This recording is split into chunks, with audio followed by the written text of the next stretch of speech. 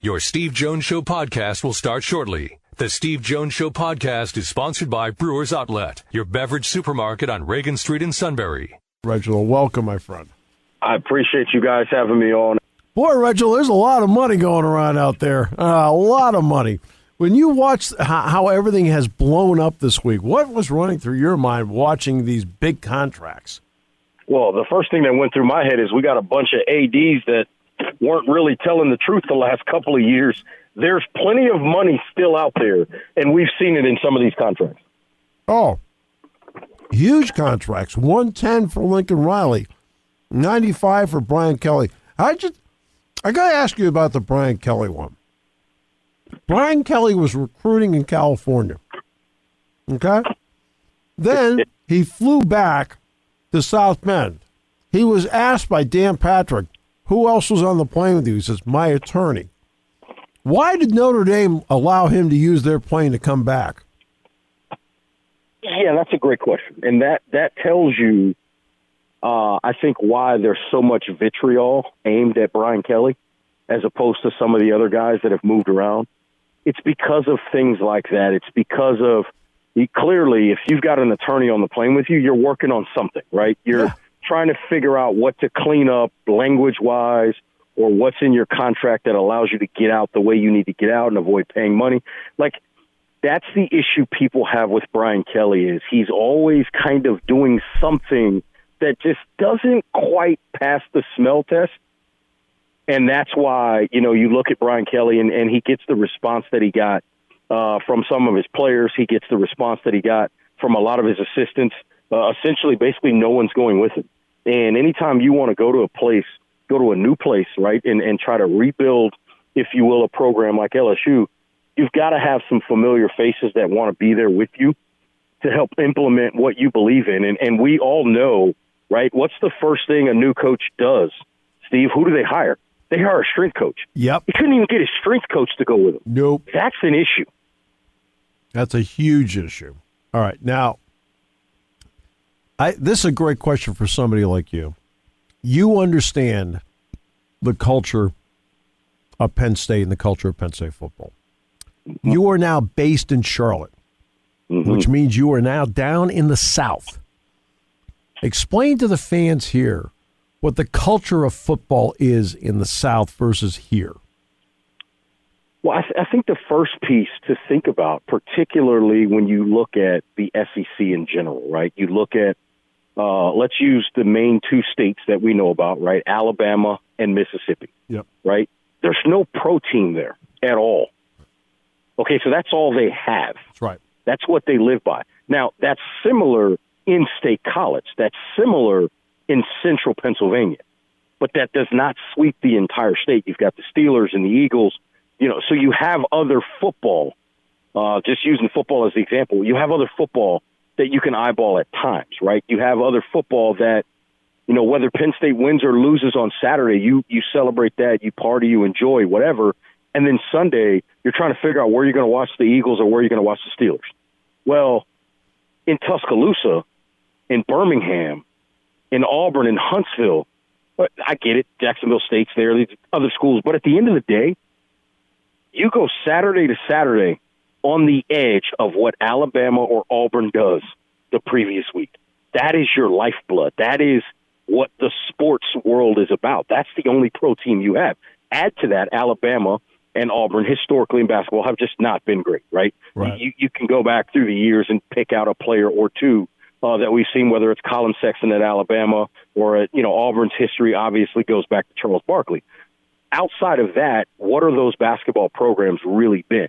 And so I think that's the interesting piece of it to watch and why it's such a big difference. Because even here in North Carolina, right? I mean, the Carolina Panthers have been here 25 years. Yeah. Most of the kids here, most of the people that are just out of college, right, they still don't have quite enough money to buy season tickets. But they grew up rooting for another team, or they didn't even, their parents definitely grew up rooting for another team. They didn't even, there are barely enough people that grew up with pro football here. So what are they focused on? The Tar Heels and the Wolfpack and Duke. That's what they're locked into. South Carolina, no pro teams. You're either a Clemson fan or a South Carolina fan, and there is no in between. Right. And I think that's the big piece of it to look at when you talk about college athletics, particularly college football in the South. That's why it's so different, and they're quick to tell you, well, the SEC phrases, it just means more, or whatever the case may be. But that's why they talk about it like that, because they don't have anything else. Well, I'll give everybody a quick example of that. You're talking about two franchises in the Eagles and the Steelers that go back to the 1930s up here. The Atlanta Falcons came in 1966. Yep. And it's not a surprise that what were their original colors? The same as the University of Georgia. Mm-hmm. They wore the gray pants. They wore the red jerseys. I mean, the same as the University, because they were trying to dovetail off Georgia football.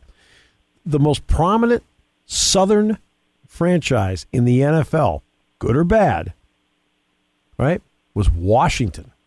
That's right. That tells you everything, right? That tells you everything about, because the South was all SEC at that point. Hey, Brent Pry is the head coach now at Virginia Tech. I know you have great respect for him like we all do. But it's also interesting after watching the way Penn State played defense, especially this past season, the opening up here. Any thoughts on that? Yeah, I think there's a lot of directions to go. I think Newberry from Navy is a guy that to kind of take a look at. I think I mentioned that on Twitter earlier this week. I've heard that, some people mention Elijah Robinson and bringing him home. I'm not going to sit here and say I don't think he can do the job. It's been different for me to see guys come from the defensive line position and become coordinators. It's rare. And when they've been successful, they've been really, really successful. When they haven't, the majority of them haven't, and it hasn't been pretty. But I think he can do the job. What I think is interesting, what I think is going to be interesting to watch, I think Coach Poindexter is certainly an option there. I think Terry Smith has the acumen to step into that role. I don't know if that's what he wants to do. And I get along with Terry, and we talk from time to time. I'm not breaking any news there. I'm just saying that's an option as well, I think, if they want to go there. Sure. But there's so many names out there. The one name that, makes me wonder, right, is I've heard the Bob Shoop thing. And right now I believe he's an analyst for somebody right now. And so he's an interesting name. He's done it before. We know they can win there with him. And I think the other thing is, depending on who they lose on the staff, I think it's interesting to watch, because I think James has done a good job of having people in the recruiting spots and or the analyst roles that he can move into good spots. Yeah. I think Alan Zamitis, let's just say Terry Smith becomes a coordinator and he relinquishes the position coach concept. Alan Zamitis, I think, can step in and coach defensive backs.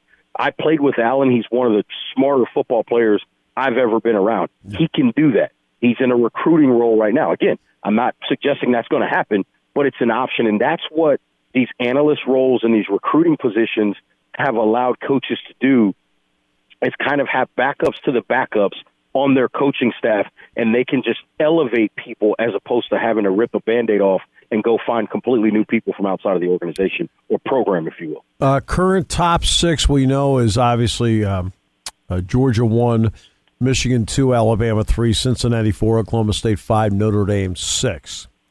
The only one in that group now, Georgia it doesn't matter if they lose the game. They're the one that can lose and still be in. Notre Dame does not risk it for a 13th time because they choose not to risk it. Right. It's their choice. Should they benefit from that choice? Theoretically, no, but realistically, they probably will. But on the flip side of it, they may not. And what I mean by that is, if Cincinnati loses, that also hurts Notre Dame. Yes. Right? Because Cincinnati does not look as good. Notre Dame, and trust me, if Cincinnati loses to Houston, they will not be in the top 10. We've seen that history with the American Athletic Conference. Someone goes this deep into the season undefeated and they lose a game, you're going to tumble. You're not going to drop. You're going to tumble down those rankings. So I think that's a thing to look at. But I think the point you made was very, very important. It doesn't matter for Georgia. And everything's on the line for Nick Saban in Alabama. They just played not well in the Iron Bowl over last week, right? So Nick Saban has been basically probably lighting those dudes up every single day this week, telling him it's all on the line, yada, yada, yada. And Kirby Smart's sitting there trying to tell his guys, hey, guys, I want to beat Nick Saban. And they're looking at him going, yeah, but we're going to the playoff anyway. Yeah. So, I mean, I'm not really worried about that. So I think that game is interesting to watch, and I think if Alabama finds a way to get ahead and they force Stetson Bennett to have to be a guy that pushes the ball down the field, yes. I think that bodes very well for Alabama. What I would tell people, and this is going to sound really weird, watch the coin toss in that game. I think if Alabama wins the toss, we've seen historically a lot of coaches will defer. They'll take I think the ball. Alabama will take the football. Yeah, they'll take the ball. I think they will. Yeah. Remember too, Bill O'Brien is the offensive coordinator. That's the NFL mindset. You take the ball. That's exactly right. And I think that's going to be very, very interesting to watch that sort of chess match, if you will, play out there. And then, Steve, I'm telling you right now, and everybody, I've said this 1,000 times, and I don't think people really understand what I mean. Cincinnati's in trouble here because it's set up for Oklahoma State. They're sitting at number 5, right behind Cincinnati. Baylor's number 8. If they get another top 10 win and become a Power 5 champion, Oklahoma State will leapfrog Cincinnati. I'm saying it right now on your show. Well, you very well may be right. I'm not so sure Cincinnati beats Houston. That's a very good point. Hey, Dana Holgorsen, who, by the way, we know that he's had a couple of off-the-field issues along the way, but the guy can flat-out coach. Yes, he can. I mean, and especially on offense. He can coach. And look, they're sitting there with, let's be honest with it, house money. Yep. It's not a bad place. You got house money. Yeah. You got house money and a guy who can, as they say, draw up some ball plays. Yeah. And they will let it all. I'm going to tell you right now, the kitchen sink is coming out. It's coming out. They're going to show Cincinnati everything that Dana Holgorsen can think of. And in that game, to me, for Cincinnati defensively, and I love what Cincinnati does defensively. Yeah, really good. But Luke Fickell better have a plan for 2 things, alignment and assignment.